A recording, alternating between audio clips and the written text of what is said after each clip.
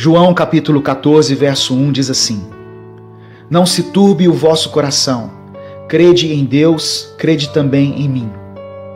Se você ler o capítulo 13 de João, vai ver que o contexto era o seguinte: era a noite de Páscoa e da última ceia.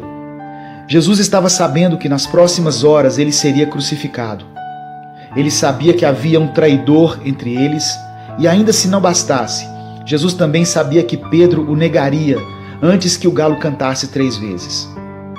Mas mesmo em meio a tudo isso, Jesus começa o capítulo 14 dizendo: Não se turbe o vosso coração. Mesmo quando enfrentou o seu pior momento, Jesus não se desesperou, e ele queria que seus discípulos também não se desesperassem. Mas como os discípulos conseguiriam isso? Ou como nós podemos manter o equilíbrio quando os nossos problemas parecem ser maiores do que a nossa capacidade de resolvê-los? A resposta é: creiam em Deus e creiam também em mim. Quando Pedro andou sobre as águas em Mateus 14, ele conseguiu fazer isso apenas enquanto manteve seus olhos em Cristo. A partir do momento em que ele se preocupou com as ondas, começou a afundar. Quando Paulo e Silas foram presos, a palavra diz que na noite que antecederia a sua morte, eles cantavam louvores a Deus na prisão.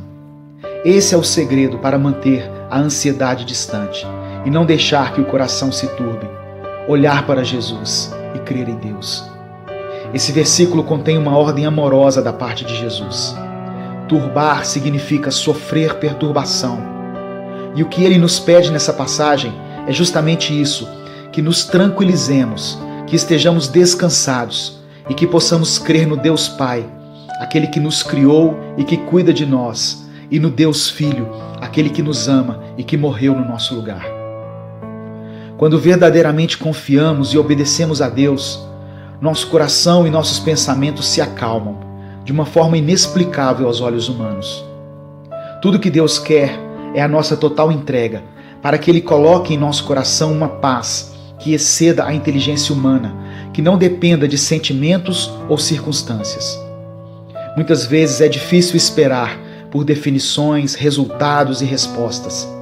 Criamos expectativas capazes de nos levar a um estado de profunda angústia, mas temos que fechar os nossos olhos e crer em Deus, pois a palavra diz que Ele trabalha para aqueles que nele esperam.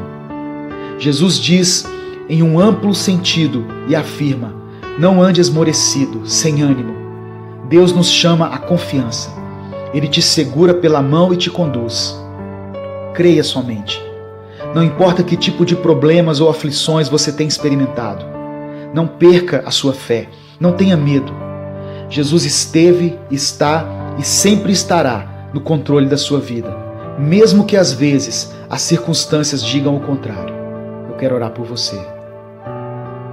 Senhor Deus, que essa palavra venha trazer conforto e esperança ao coração daqueles que têm enfrentado problemas na sua casa, na sua vida sentimental, nas suas finanças, aqueles que têm lutado contra enfermidades ou que enfrentam dias difíceis em seus ministérios. Que tenhamos fé suficiente para fechar nossos olhos e descansar nas Tuas promessas, por piores que sejam as aflições que estivermos enfrentando. Eu te peço em nome de Jesus. Amém.